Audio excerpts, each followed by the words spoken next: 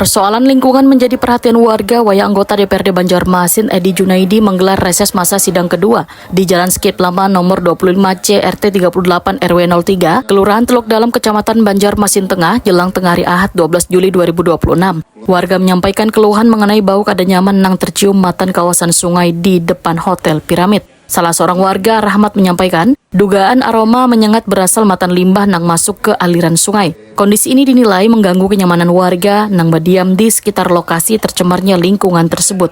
Warga berharap instansi terkait segera melakukan pemeriksaan supaya penyebab bau dapat dipastikan sekaligus memberikan pembinaan kepada pengelola usaha apabila ditemukan pengelolaan limbah nang belum sesuai ketentuan.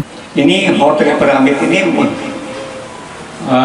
membuang saluran limbahnya ke sungai dan menimbulkan bau yang gak enak. Tolong kiranya kalau memang ada waktu berikan semacam masukan ke hotel yang bersangkutan supaya jangan sampai menimbulkan bau, karena kalau kita duduk di sana nanti kami sini pas kena anginnya baunya tuh gak enak.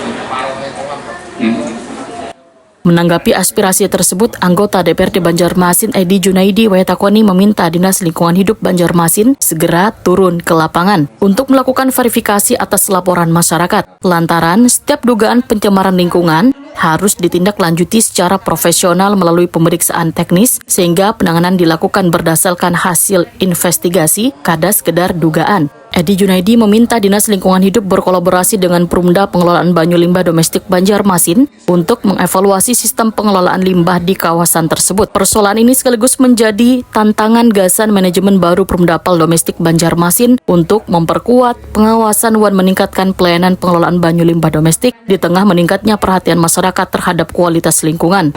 Dan mungkin tadi ada satu lagi ini jadi perhatian khusus, adanya laporan dari warga sini untuk bau menyengat di depan Hotel Piramid.